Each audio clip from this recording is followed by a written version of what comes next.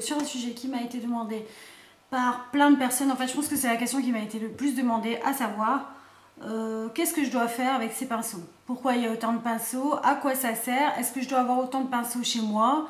Alors c'est vrai qu'à l'époque dans les magasins vous trouviez un type de pinceau ou deux, à savoir le gros pinceau, un pinceau comme ça, mais vous trouviez jamais 36 millions de pinceaux, genre bah voilà, aujourd'hui c'est la beauté à fond la caisse, tu dois être une professionnelle et tu dois avoir 36 millions de pinceaux.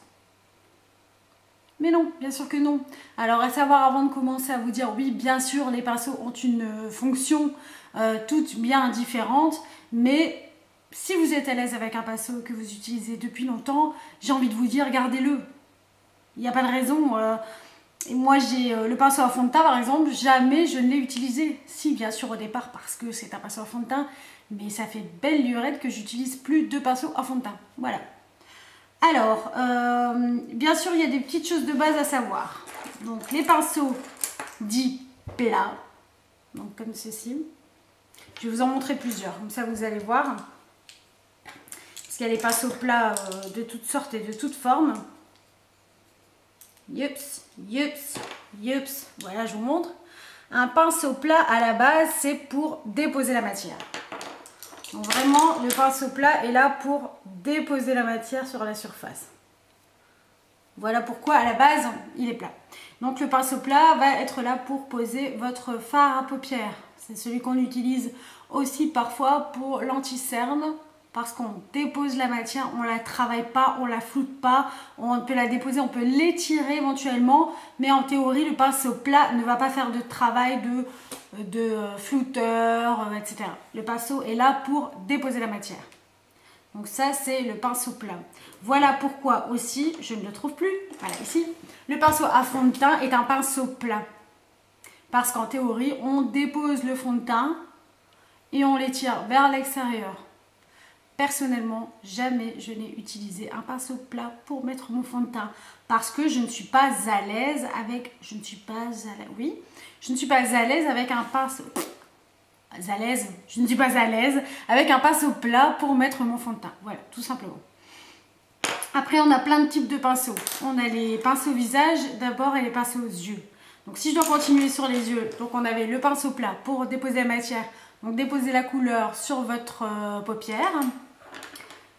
Après, on a ce qu'on appelle les pinceaux blender, les pinceaux flouteurs. Je vais vous en montrer plusieurs, comme ça vous allez savoir les reconnaître.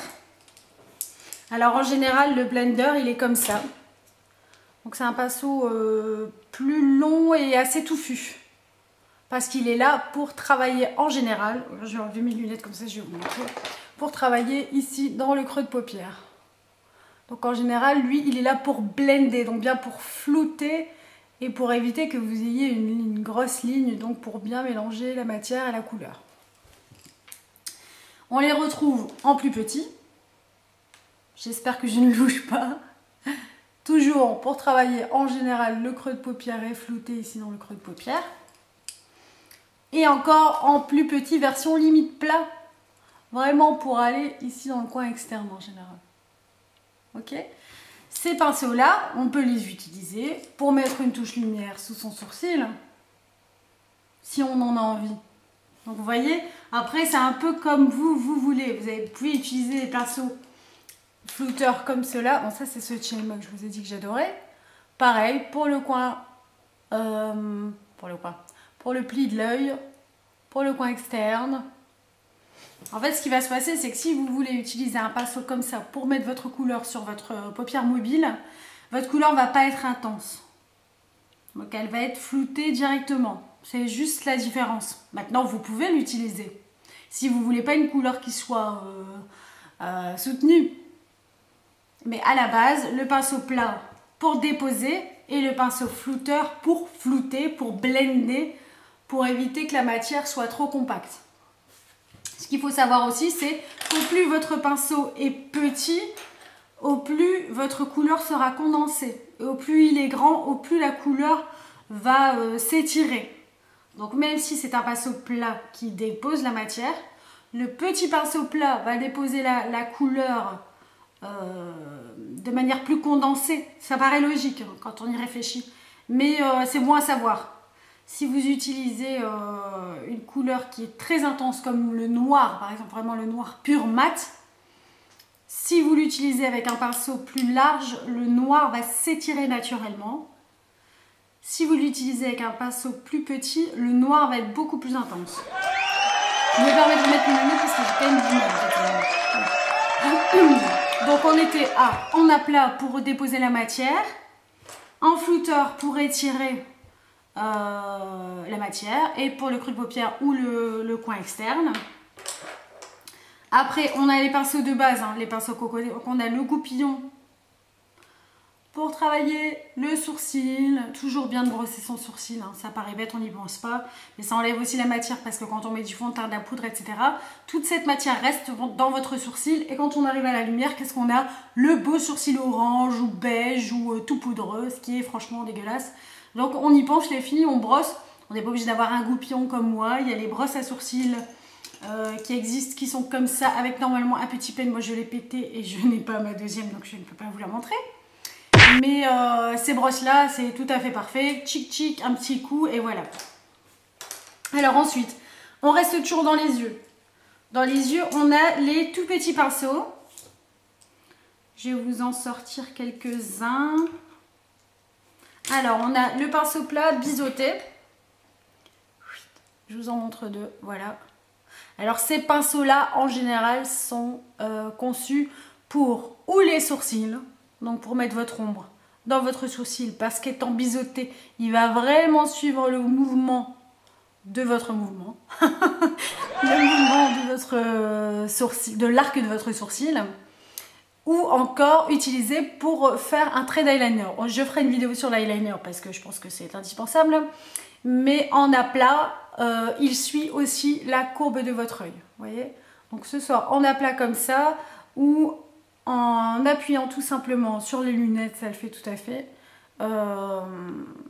Il déposera la matière très finement. Alors il y en a des plus fins, des plus épais, selon que vous l'utilisez pour le sourcil, pour la base du cil ou sous l'œil. Après c'est un petit peu aussi à vous de voir, quoi. On peut ici utiliser un pinceau plat pour déposer la matière au ras du cil.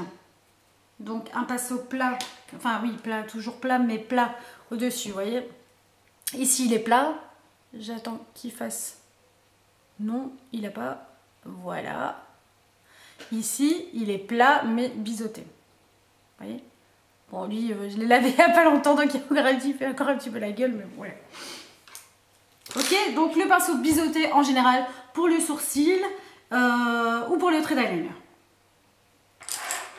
Donc là on est toujours dans les yeux. Alors dans les yeux pour le trait d'eyeliner ou pour utiliser un fard à paupières comme eyeliner, oui ça existe parce que je vais vous en parler aussi. Mais je ne peux pas faire une vidéo sur tous les sujets en même temps, c'est pas possible. Il existe aussi ces petits pinceaux là.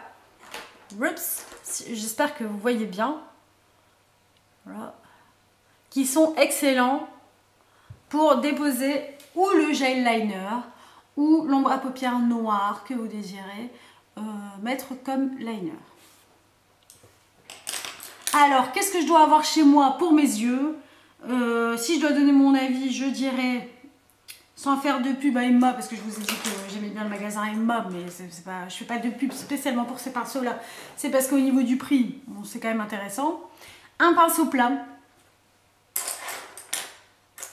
Et un pinceau blender, donc ou le long pointu ou le petit touffu. Ici, ce sont tous les pinceaux de chez moi pour vous donner un exemple, parce qu'on trouve souvent des magasins pas loin de chez nous. Voilà, vous voyez. Tous ces pinceaux-là, pour moi, c'est bien d'avoir ces pinceaux de base pour les yeux. Voilà. Ça, je vous donne mon avis.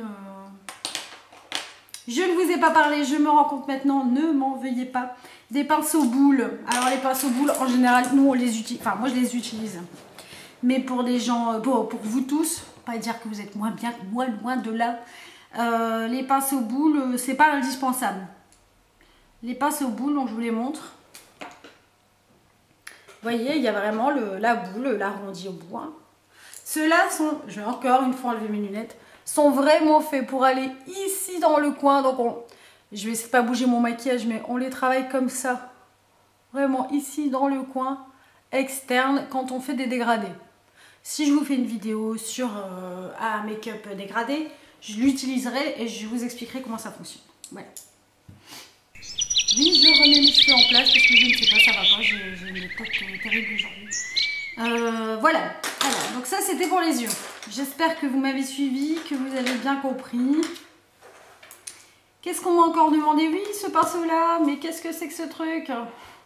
Alors, on les trouve dans les kits de pinceaux. Quand vous achetez des kits de pinceaux, il y a une quinzaine ou une vingtaine de pinceaux. En général, vous avez un pinceau éventail comme ça.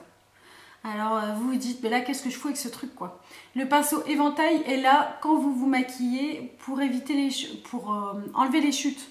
Donc, parfois, on se maquille, on fout du noir en dessous, ou on met de la poudre sur le sourcil, ça descend dessous, hop, hop, hop, hop, et c'est fini, quoi. Voilà, le pinceau éventail, il sert juste à ça maintenant, à vous faire plaisir, si vous avez envie, comme moi, de vous masser le visage. Voilà, donc le pinceau éventail, en gros, c'est un truc un peu qui décore, quoi. Moi, je l'emploie, mais c'est pas du tout obligatoire. Alors, on passe au visage. Donc, on avait dit pour le fond de teint, un pinceau plat. Pour le fond de teint ou pour la crème quand vous maquillez quelqu'un, pour éviter de mettre vos mains sur la personne si vous n'aimez pas ou si elle n'aime pas. On peut déposer encore une fois la matière avec le pinceau plat, toujours de l'intérieur vers l'extérieur. Le pinceau plat dépose la matière. Personnellement, je vous l'ai dit, c'est pas mon truc, j'aime pas. Donc voilà pourquoi moi pour le fond de teint, j'utilise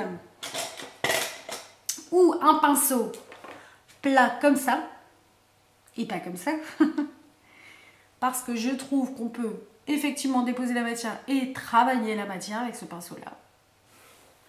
Ou un pinceau, en fait ce sont tous des pinceaux à la base conçus pour des poudres, hein. Ou un pinceau comme ça, qui n'a pas de différence de matière, hein, c'est juste une différence de couleur.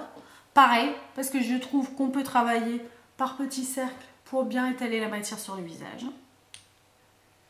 Ces pinceaux-là sont en théorie des pinceaux poudre. Celui-là, je l'utilise aussi pour la poudre et il est conçu pour. Pourquoi? Parce que quand tu mets ta poudre sur ton pinceau, tu souffles toujours un peu pour pas avoir trop de matière et tu tapotes pour fixer ton fond de teint parce que ça sert à ça la poudre à la base, à fixer votre fond de teint. Donc pop, pop, pop, pop, on tapote.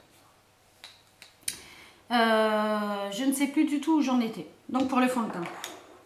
Donc pour le fond de teint, franchement, faites comme vous êtes à l'aise. Faites à la main. Il y a encore beaucoup de femmes qui mettent leur fond de teint à la main. Je crois que ma mère met toujours son fond de teint à la main. Et d'ailleurs, elle a bien raison parce que quand tu le mets à la main, tu utilises moins de matière. Parce que finalement, tu fais pop, pop, pop et tu étales. Sur un pinceau, parfois, tu rajoutes la matière. Et tu l'étales, tu sens la matière. Tu sens ce que tu fais. Donc maintenant, c'est parfois un peu moins couvrant aussi. Mais c'est toujours bien.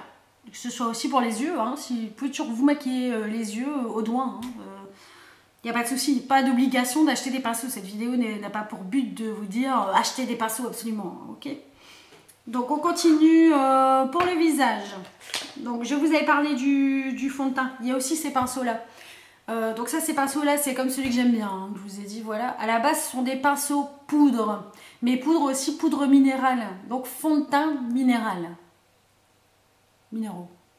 Minéral, fond de teint minéral, on s'en fout. Pourquoi? Parce que le fond de teint minéral, c'est quoi? C'est des petits pigments que vous allez venir écraser avec ce pinceau plat, justement, pour bien après venir l'appliquer sur le visage. D'où le pinceau plat, enfin à la base, que ce soit pour un fond de teint liquide ou un fond de teint minéral, bah, ce pinceau-là, pour moi, c'est un des pinceaux que vous pouvez avoir chez vous. Et je ferai un récap après. Alors après, on a tous ces pinceaux-là. Rips, voilà, les pinceaux touffus quoi. Hein. Ces pinceaux-là, à la base, ce sont des pinceaux qui sont faits pour appliquer la poudre au-dessus du fond de teint ou sans fond de teint. Évidemment, il n'y a jamais d'obligation de mettre du fond de teint. Hop, on applique sa poudre comme ça en petits cercles. C'est comme pour les pinceaux visage. Au plus ton pinceau est large, au plus la matière va être diffuse. Au plus ton pinceau est petit, au plus la matière va se voir. Donc au plus la couleur va être pas compacte. Au plus la couleur va se voir. Je n'arrive pas à m'exprimer. Aujourd'hui, c'est terrible. En théorie, quand tu réfléchis, c'est logique que quand c'est plus large, ça étale la matière et que quand c'est plus fin, on verra plus facilement la couleur sur ton visage. Ça paraît un peu logique. Alors ensuite, nous avons donc justement les plus petits pinceaux, comme ceux-là, qui sont là pour appliquer le blush. Donc le rose que vous voyez, je l'espère, sur mes joues, que j'applique tous les jours avec ce pinceau-là, mais enfin on s'en fout hein, de la marque ou pas, parce qu'il est ni trop grand ni trop petit, et ainsi j'arrive bien à voir ma petite pommette, enfin ma pommette, et étaler mon blush toujours de l'intérieur vers l'extérieur. Ni trop large, ni trop fin. On va y arriver. Ensuite, on a aussi des pinceaux comme ça, mais un peu biseautés. Je ne sais pas si vous allez le voir. Celui-là, on le voit clairement. Celui-là est légèrement biseauté. Bon, je sais pas, je l'ai lavé et il fait un peu la gueule. Mais à la base, il est biseauté. Je vais prendre celui-ci, peut-être on va mieux le voir. Voilà. Ouais, celui-là, on le voit mieux. Celui-là est biseauté. Ça peut vous aider à prendre la forme, au lieu de faire des grimaces le matin, à prendre la forme ici du creux de l'os pour mettre votre bronzer. Ça va encore être un truc que je vais vous expliquer dans une vidéo, mais encore une fois, je ne peux pas tout vous expliquer aujourd'hui.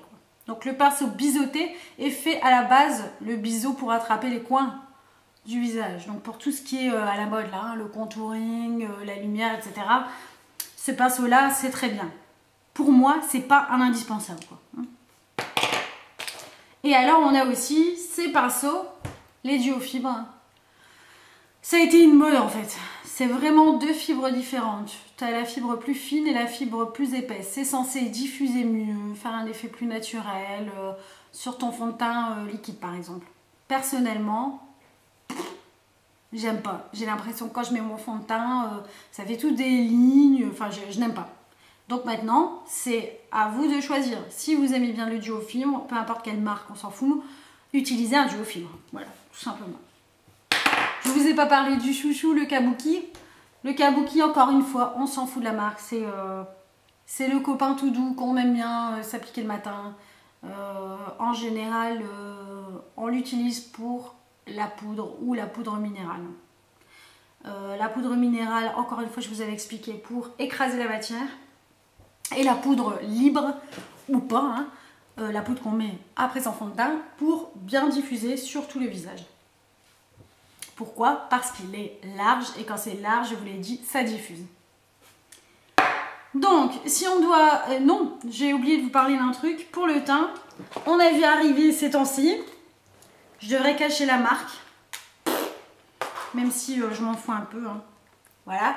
On a vu apparaître ces temps-ci les éponges. Alors, les éponges, c'est vieux comme... qu'est-ce qui est vieux? C'est vieux comme le monde, voilà. Pourquoi? Parce que les éponges, moi ma grand-mère utilisait une éponge pour mettre son fond de teint, elle l'a toujours fait. Et les éponges, ça existe depuis toujours.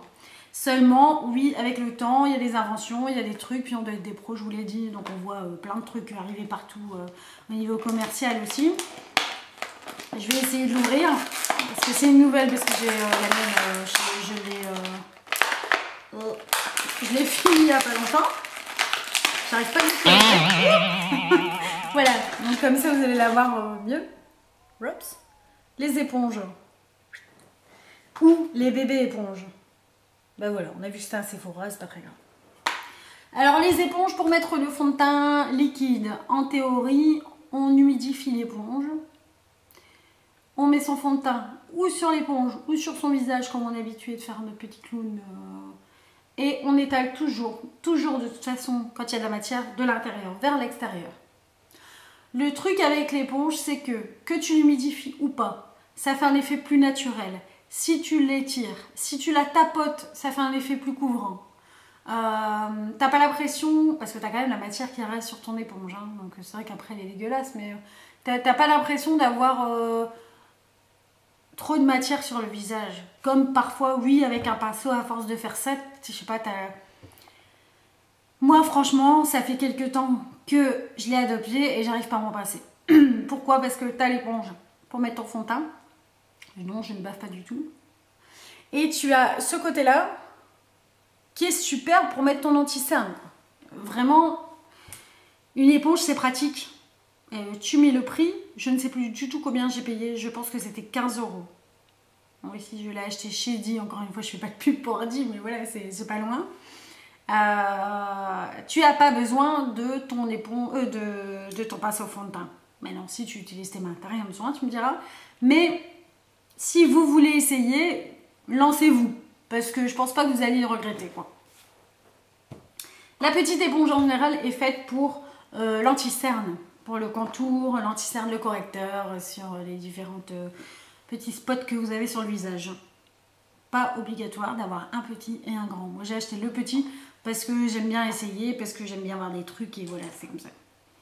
Donc si on récapitule, les pinceaux, non, vous n'êtes pas obligé d'en avoir à la maison, non, vous n'êtes pas obligé d'en acheter. On peut se maquiller avec les doigts, on peut se maquiller avec ce qu'on veut d'ailleurs. Mais si vous avez envie de vous lancer dans les pinceaux, le pinceau plat pour les yeux ou pour l'anti-cerne pour déposer la matière, le pinceau fluffy blender pour le creux de paupière, l'extérieur pour travailler la matière, le pinceau, j'ai mis le bordel, le pinceau biseauté pour votre sourcil ou pour votre eyeliner, le pinceau boule pour le creux externe. Et encore, celui-là, non, je l'enlève parce que c'est pas obligatoire du tout. Donc déjà, vous voyez, là, on en a, allez, en théorie, on en a 3 ici. Ok. Le pinceau fond de teint, peu importe comment vous l'aimez, c'est absolument pas obligatoire. Je pense que c'est le seul pinceau qui est vraiment pas obligatoire. Le pinceau poudre, que ce soit un kabuki ou un pinceau poudre normal, pas cher, on s'en fout, moi, kabuki ou pas. Un pinceau pour la poudre, ça c'est bien. Donc on va prendre le kabuki. Un pinceau pour le blush. Donc la petite couleur que vous mettrez sur vos joues. Parce que personnellement, étant blanche, j'en ai besoin. Non, parce que d'ailleurs le pinceau poudre, moi je vais mettre celui-là parce que c'est mon chouchou. Donc si je dis que c'est mon chouchou, je dois le garder. Hop. Le pinceau biseauté pour votre contouring si vous mettez du bronzer. C'est toujours bien d'avoir un pinceau biseauté ou d'utiliser un pinceau à blush. Hein. Ça, c'est pas obligatoire. Donc je m'en mêle pas du tout les pinceaux. Hein. Hop. Donc en gros ici je m'en sors avec 5 pinceaux. Et je vous dis, il n'y a aucune obligation. 3 pour les yeux, 2 pour le visage, en comptant que comme ça vous ne devez pas à chaque fois nettoyer l'un et l'autre. Ça, pour moi, oui, c'est des indispensables parce que je m'en sers tous les jours et que ça m'arrive d'utiliser aussi mes doigts ou mes mains pour mon fond de teint, mais je me vois pour l'instant pas sans ces 5 pinceaux là. Donc les 3 pour les yeux, et les 2 pour le visage. Voilà, et bien je crois que je vous ai tout dit sur les pinceaux.